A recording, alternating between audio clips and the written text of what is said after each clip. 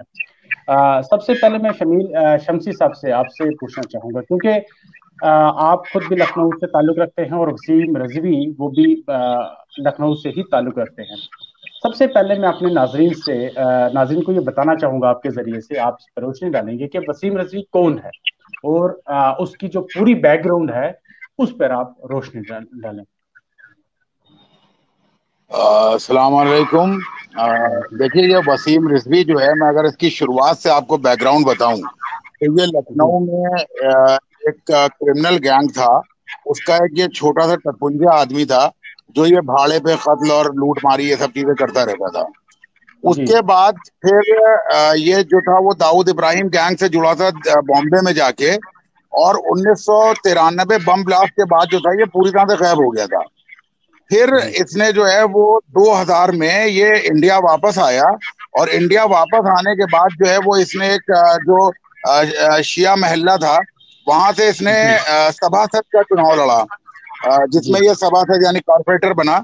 और कॉर्पोरेटर बनने के बाद जो था वो फिर इसका जो यहाँ लखनऊ का गैंग था उसके एक सरबराह थे, उनका नाम था मुशीर आलम।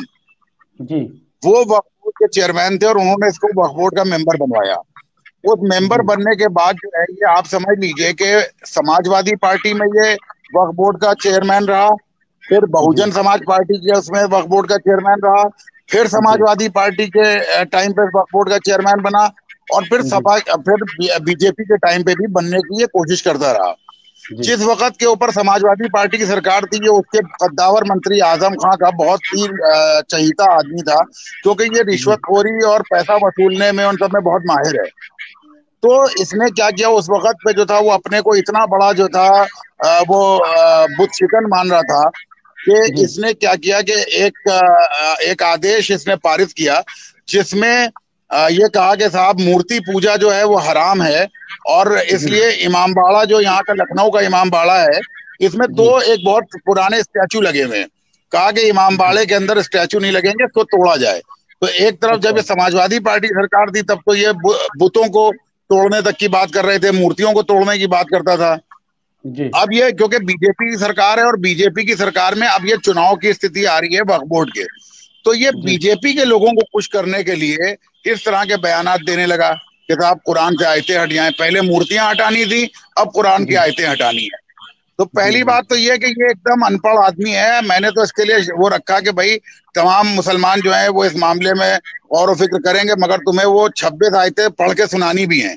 पहले तुम बेशक 26 आयतें पढ़ के सुना दो हम लोगों को, तो हम लोग जरूर बिल्कुल इसके ऊपर गौर व फिक्र करेंगे। लेकिन वो बिल्कुल एक जाहिल मुतलक आदमी है, उसको जो है वो ना तो कुरान के बारे में तालीमात हासिल है ना और किसी चीज के बारे में।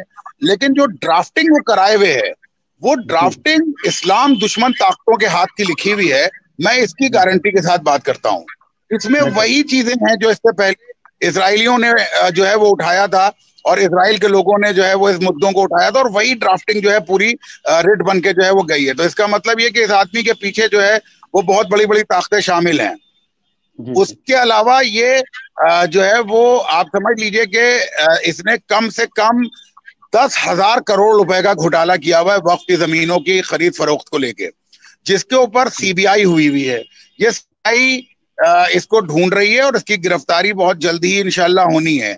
और आज मैं आपको बताऊं कि उत्तर प्रदेश गवर्नमेंट ने इलाहाबाद में एक बिल्डिंग जो इसने बनवाई थी अतीक अहमद सांसद के साथ मिलके, उसको जो है जी जमींदोज कर दिया सरकार ने। तो कुरान पे उंगली उठाने की सजा तो देखिए भुगतना शुरू ही हो गई। अभी तो तुमने बेशक कुरान के खिलाफ सोचा ही था। कुरान तो वो समंदर बिल्कुल है कि जिसमें न जाने कितने नमरूद बह गए, तो तुम्हारी क्या बिल्कुल औकात, तुम्हारी क्या हैसियत। तो इस वक्त के बिल्कुल ऊपर वसीम रिजवी की पहली बिल्डिंग गिरी है अभी कुरान के ऊपर।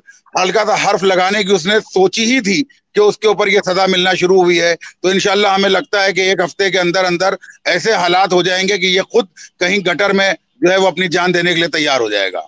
जी बहुत अच्छे से एक चीज बताएंगे, मतलब जैसे आपने खुद ही कहा कि वो बहुत से मुख्तलिफ जमातों के साथ जो है वो मुंसलिक रहे और अलग अलग ओहदों पे फाइज रहा। उसका इसका मतलब ये है कि आज जो इनकी बात है इसको हम ज्यादा रेलिवेंट नहीं मानते, यानी इतनी रेलिवेंस नहीं है, क्योंकि ये वक्तन फक्तन अपनी जो है वो स्टेटमेंट से हटते रहे और चेंज होता रहे। जिशान साहब। बिल्कुल, ये अ, कभी एक स्टेटमेंट पर रहा ही नहीं है। मैं आपको जी बताऊं, कभी ये शिया सुन्नी इत्तेहाद के हामी हो गए जिस वक्त के ऊपर जो है जी आजम खां की इनकी दोस्ती थी, तब ये जी शिया सुन्नी नमाज एक साथ कराते थे। उसके जी बाद फिर जब इनको ये लगा कि नहीं साहब इससे तो हमारी दाल नहीं गलेगी, अब बीजेपी की सरकार है तो अब हमें शिया जी सुन्नी फसाद कराना चाहिए, तब ये जी साहबा कराम और अहले बैत अलैहिस्सलाम का दंगल लेके खड़े हो गए।